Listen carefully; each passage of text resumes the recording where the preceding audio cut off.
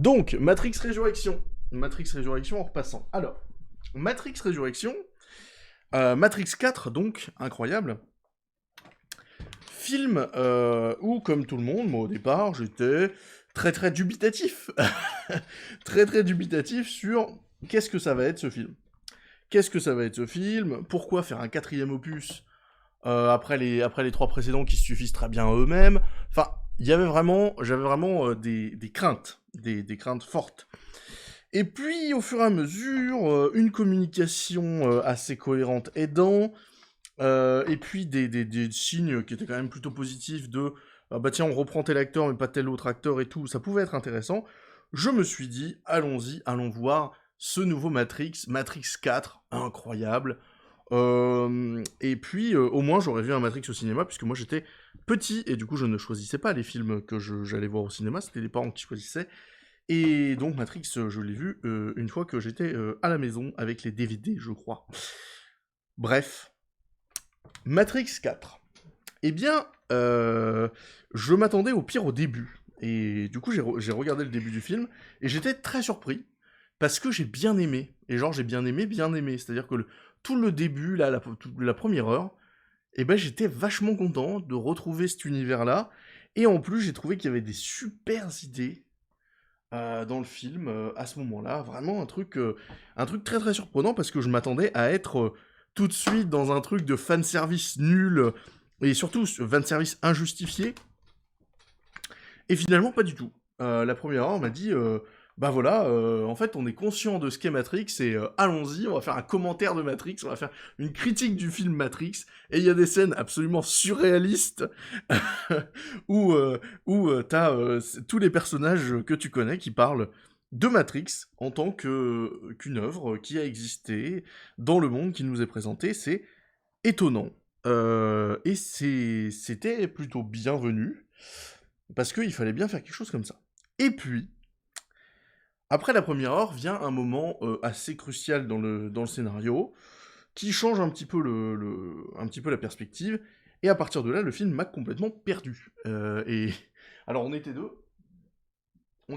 dans le cinéma, et en fait, on a eu la même impression là-dessus, c'est-à-dire qu'à un moment, le film choisit de continuer la saga, voilà, de continuer la saga, je peux pas dire plus, mais le film choisit de continuer la saga, et là, ça devient d'une mollesse terrible, les enjeux, et le fanservice n'est plus justifié non plus, enfin, il y a plein de choses qui sont complètement bizarres, qui arrivent, et là, ouais, moi, il y a des moments où je me suis dit, ah ouais, non, mais là, les clins d'œil, ça va, tu vois, mais faut arrêter, faut arrêter. C'est-à-dire qu'à un moment, fallait arrêter.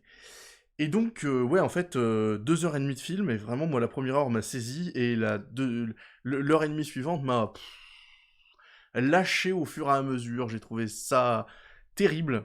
Et puis, alors, Reinette, toi, tu dis que c'est le plus gros souci, le manque d'enjeu du film.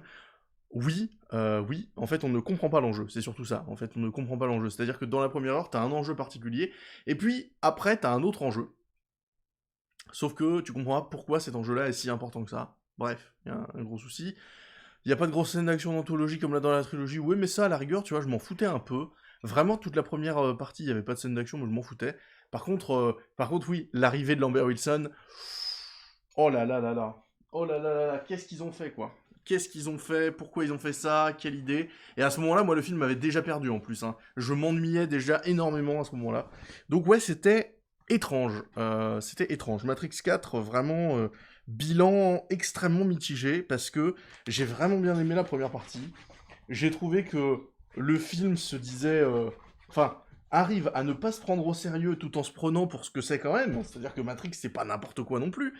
Et, et pourtant, ils réussissent à faire un truc. Et c'est un truc que j'ai un tout petit peu retrouvé dans la toute dernière scène du film. Mais vraiment, c'est tout. C'est tout, c'est tout, c'est tout. Et je sais pas trop. Ouais, t'as combien de pantalons? Non, mais c'est pas que les miens, il y a ceux de mon coloc, ne vous inquiétez pas.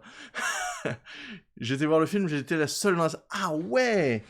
Ah ouais, bah de toute façon, il y a des retours extrêmement positifs, des retours extrêmement négatifs. Moi j'aime bien en général les films qui divisent. Même moi ça m'a divisé, hein, parce que vous voyez, il y a une partie du film où j'adhère totalement, et puis une autre partie où vraiment je décroche complètement. C'est très très bizarre. Relancer une saga alors qu'il y a une conclusion, Une bonne idée de merde en termes scénaristiques. Bah justement, moi c'est ça que je craignais, c'est-à-dire que c'est que le film se relance avec des idées pourries, quoi. Se relance mal, tu vois. Et en fait, non, le film arrive très bien à se lancer et à prendre la suite de la saga, et ensuite il te perd. C'est con quand même, tu vois. Moi, pour le coup, il y avait des choses hyper intéressantes à dire, et je pense qu'elles ont été dites ouais, dans 1 heure de film. Et après le reste, OMG quoi. OMG, on se fait chier quoi. On s'emmerde. Et on s'emmerde pendant même les scènes d'action, tu vois. Enfin, il y a une espèce d'énorme truc de climax à la fin. Oh, on s'emmerde, hein, on s'emmerde. C'est terrible. Et je comprends pas trop le pourquoi il y a cette deuxième partie, et pourquoi c'est si long aussi. Oh là là, arrêtez de faire des films de 2h30. Est-ce qu'il y a vraiment besoin de 2h30? Moi, même mes JDR, ils font pas 2h30. Arrêtez, arrêtez, quoi. Après, c'est quand même une grosse critique du capitalisme, enfin, je trouve. Alors, oui, et en plus, ouais, moi, ce que j'ai bien aimé, c'est la critique, justement, de cette idée que, bah ouais, faire une suite 20 ans après, est-ce que ça a vraiment de la pertinence? Le film parle de cette question-là, quoi. Et c'est incroyable. C'est incroyable. Le personnage de Macron, là, Jonathan Groff. Oui, parce que Jonathan Groff, pour moi, depuis Mindhunter, c'est Macron, d'accord? Donc le méchant dans Matrix 4, c'est Macron, ça c'est acté. Donc Macron, le personnage dedans, il est incroyable, parce qu'en plus, il ressemble énormément à un vrai Macron, puisque c'est un type hyper corporatiste qui veut juste que sa start-up marche, tu vois. Enfin, c'est pas une start-up, hein, du coup, c'est une entreprise machin. Et c'est très très rigolo, très très rigolo. Il y avait de très très bons éléments dans cette toute première partie.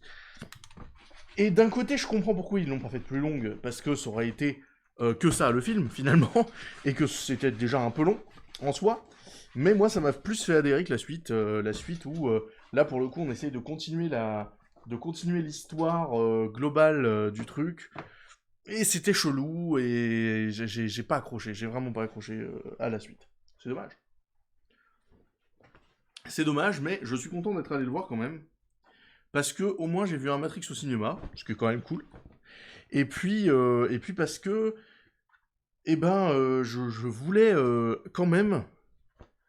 Enfin, je suis content d'avoir vu cette première heure en fait. Je suis content d'avoir vu cette première heure. En plus, j'ai pas payé super cher, donc ça c'est cool. Attendez, tiens, je vais couper la vidéo pour YouTube. Hop, je coupe juste.